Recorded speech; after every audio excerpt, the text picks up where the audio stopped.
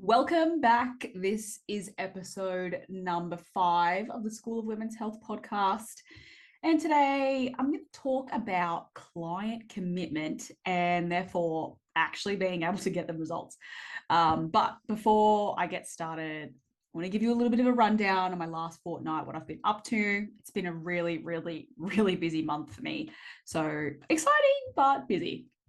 I started off at the beginning of the month running a live webinar for a group of personal trainers on basically how to recognize and help their clients who have pelvic floor dysfunction with their training, like in a gym scenario or in a coaching type environment. So that was pretty fun. And then I also had the pleasure of running an in-person workshop for a small EP clinic on the south coast of New South Wales. This was like a 4-hour workshop, which we could have easily gone into a full day. And it covered the bare essentials for prescribing exercise for their clients who have pelvic floor issues.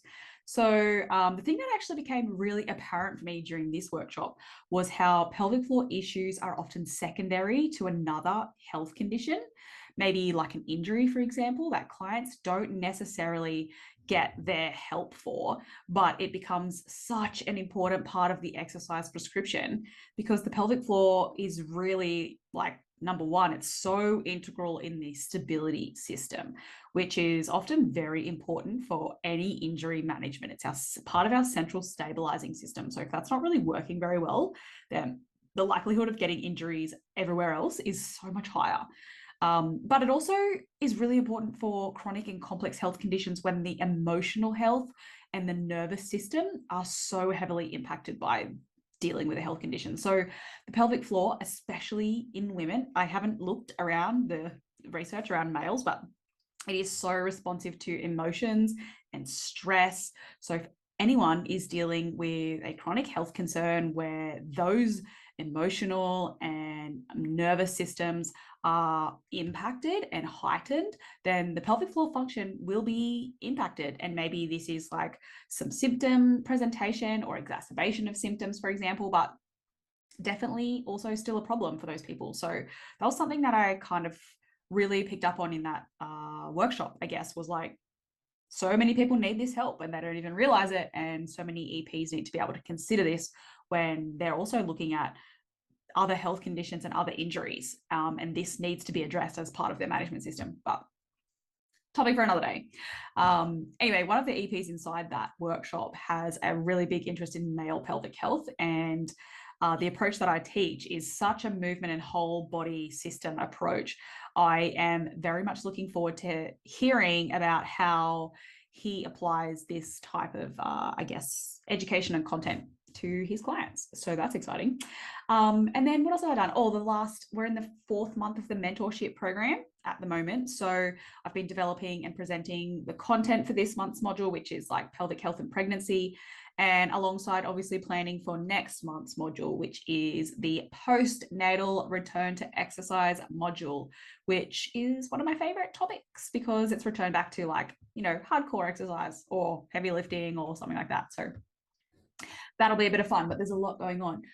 It has been a pretty crazy month really, but fantastic time really to be sharing my passion with so many other practitioners and being able to basically ultimately help more women resolve their pelvic health concerns. Like the, I guess, nature of being able to teach other practitioners and even personal trainers helps reach more women and resolve more pelvic health issues. So exciting.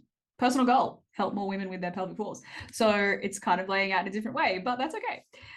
So let's get on to the topic anyway of today. We're talking about getting clients to commit and therefore actually being able to see results for them.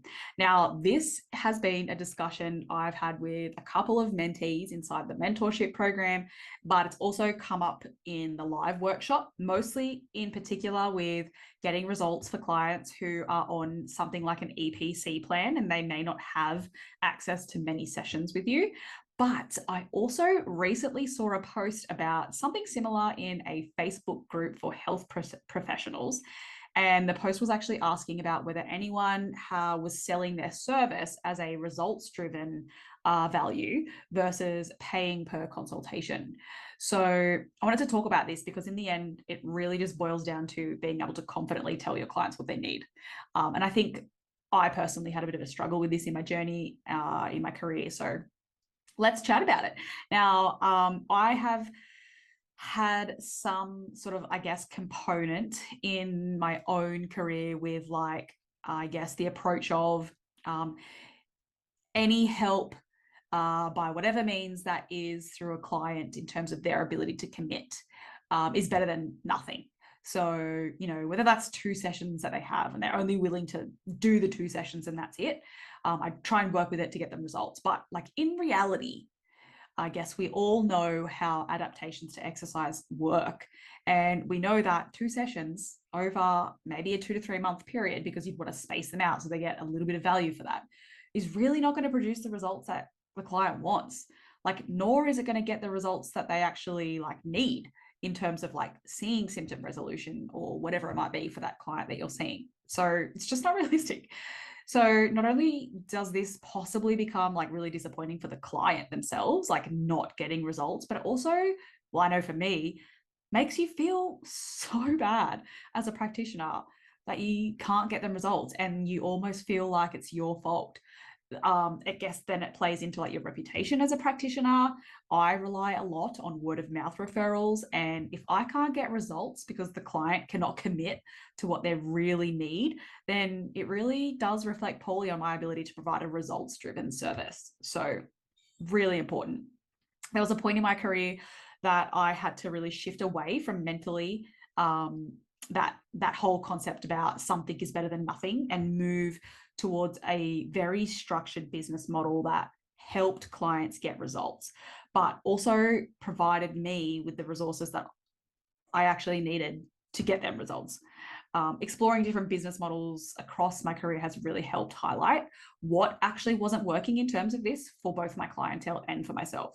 So I started off with like consult to consult type work, where I almost felt like I was like operating like a physiotherapist with like a come back in 3 weeks and we'll upgrade your program mentality. So that wasn't really ideal for me. But then I also tried to move into like the group program and getting people into classes where they would show up regularly to be more consistent. I've even tried packaging consultations where you buy 5 sessions up front and then you use them across, 4 months or whatever it was. But in the end, none of these really fitted with my clientele or me, for that matter.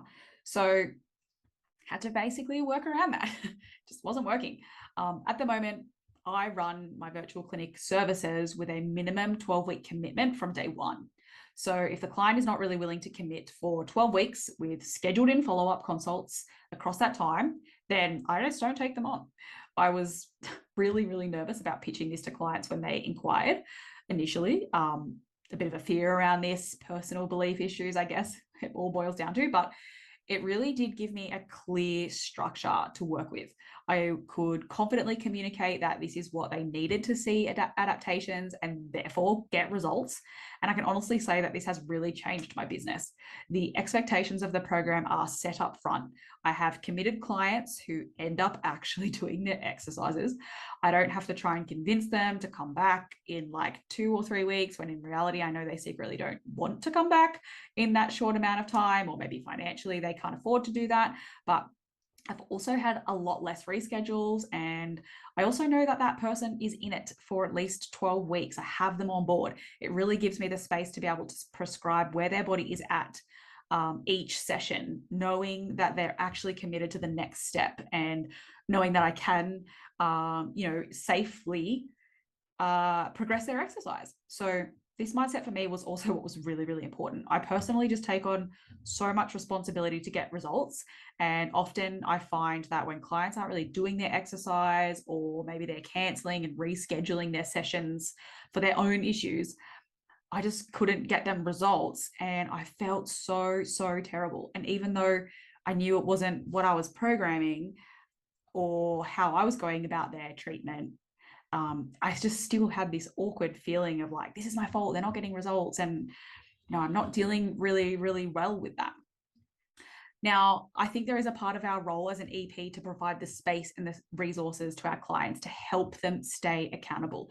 And sometimes that means creating a service structure that provides the solutions to those biggest challenges, even when it seems like a business decision that maybe benefits you more than them. But in the end, I guess it does benefit both parties. Like, they get results, you get the money. I know I'm in business also to make myself money as well as help people. So it is really, really important. But I know that there are a lot of you listening who work within someone else's business, and creating a new service structure for clients may in fact not be an option. However, it could be maybe an option that you could discuss with your employer. Maybe it would help them too. Maybe their business needs a little bit more structure like this. I'm sure if I was having staff, which I hope to one day maybe have, then I would really appreciate someone approaching me with maybe a new idea, because running business is hard and tiring.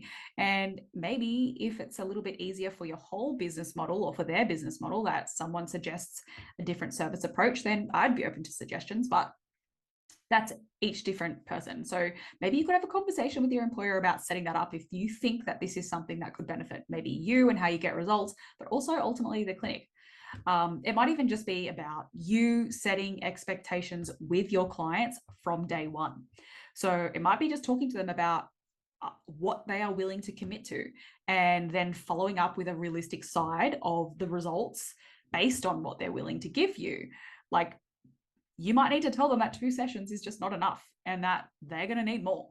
And I know personally that I had a really hard time telling that to people, because everyone's situation is really, really different. And I personally felt like I'll just work with what they have and I'll make this fit in. And to a degree, you can do that, and you can, I guess, program appropriately. But in the end, I knew that person is not going to get full results with their 2 sessions. And if I'm upfront and I tell them about it, then they can't do much in regards to maybe talking badly of my service, or that I couldn't get them results if they knew that. And maybe, just maybe, if you actually discuss this with them and talk to them about the realistic side of adaptations to tissues and what it takes and like how to get results, they might actually change their mind. You never know. Or maybe they won't, but they might be also okay with not having full resolution. They just might want a little bit. I know I have plenty of clients that are happy with just a little bit of, I guess, resolution of their incontinence, and they're okay to have a little bit of leaking and they don't mind. So they don't need a full approach to have 0 symptoms, if that's not what they want. Sometimes people just don't really know how long it actually takes to see results. I have had clients who have been struggling with incontinence and pelvic floor concerns for like 20 plus years. And then I tell them that, it's going to take at least 12 weeks to see some significant improvements with the work that you put in, based on neural changes and strength changes, and we're changing patterns. And they are very surprised. And some of them actually said, "Oh, that's a long time." And that just blows my mind, because you've had this for 20 years. Like, how can you expect this to resolve in like less than 12 weeks? But they don't know. They don't get it. That's why they're getting help from you. So maybe it just takes a little bit of education to bring them around to something that requires them to commit a little bit more. So you never know. I think when you start to really explore what level of commitment people require, you do see changes in their perspective, their own perspectives shift around what they, I guess, traditionally believe as sort of like getting help with this problem. Now, when I look back at my own journey in developing my services, I think it really just boiled down to seeing what other industries do really well at, and then applying it to my own. So one thing that personal trainers and coaches do so well is create a service that requires commitment, an ongoing commitment, where they see you really regularly, they up train, whatever it is, or we're working to progress, I guess, in a sense. But I think the traditional way of EP one-on-one services don't necessarily do a great job at this. I mean, plenty of practitioners do, don't get me wrong, but what I've seen and what I personally experienced is it isn't. I think we do maybe have a really good idea about how to do that with group classes and creating like that group environment. But my clientele, they want their problem solved so they can go back to the exercises that they actually love, which is often the group training side of things in other venues or other services. So it really just doesn't make any sense for me to be designing a program that pushes them into a group class over the long term, because I want to solve their problems so they can go back to the things that they love. I don't want them to be signing up to a different service that doesn't really meet what their goals are. So that whole group session, group class, membership type style didn't really work for me. So that's why I think using that type of approach to a 12-week commitment where you're catching up with someone regularly fitted my clientele and my needs a little bit more. So if you're listening to this, I think the best piece of advice I can give you is think about what the current challenges are in your own practice as either employer, employee, sole trader, whatever that might be, in getting your clients to commit and therefore follow through and get results, and then find a solution to that problem. So whether it's like, do they need more regular sessions? Do they not see you regularly enough? Are they catching up with you like in months and you're just not getting progress in that time? Are they losing motivation during that month and they're not doing their exercises? Or maybe it's just getting them to commit to a 12-week program where they have to see you for that minimum amount of time. How you put that together is a very different picture based among practitioners, but it could also be something as simple as adding in a follow-up call where you just check in with them to see how they're actually going, to keep them accountable during that time. And if maybe they're not doing the exercises, you can talk them through how they can change that and what types of behavior change that they can implement before they see you again to keep them on board, so that you can catch up with them in the next couple of weeks and know that they've actually done the exercises, versus them going, oh, I didn't do my exercises, so I'm going to cancel the session and then schedule it later, which I've dealt with multiple times. So anyway, food for thought. I would love for you to just share what your challenges are with me in this regard. Send me a DM on Instagram or shoot me over an email. Let me know what they are. I would love to know. But I'd also love to see like what the common ones are between people, and like maybe we can all brainstorm together to make this industry a little bit more successful for the practitioners, and feeling like people are committing to your service. But if you also already have a really good structure or a service model in place that's working really well for you in regards to this, feel free to also share that. I think there are power behind this, being able to share this with other practitioners. I know that there's a lot of talk about being in an industry that might be competitive with each other, but there are plenty of clients to go around. There's plenty of work for all of us, and like helping each other is only going to make our reputation stand out more as allied health professionals. So share them around. I'd love to know what you are currently doing that is really helping you get better results for your clients. It would be so awesome. So don't forget, email, inbox me, whatever it is that you want to do. Fine with me. Now, that is a wrap on today's episode. Hope that you have found this somewhat helpful for your practice and how you apply this in your own workplace, whether that's in a clinic of someone else's or on your own. Let me know what you thought. Let me know. I love hearing your feedback in it. And if you do listen to this and you find it helpful, share it on your social media and tag me in it so I can basically see who's listening. And be sure to tune in for next fortnights, because next fortnight we're talking about structuring your program, which would be a really good following on from this if you're thinking about maybe moving towards some sort of structured program. So yeah, stay tuned. Otherwise, have a lovely day. Thanks for tuning in again. I really appreciate all the support from everybody and being consistent with your listening.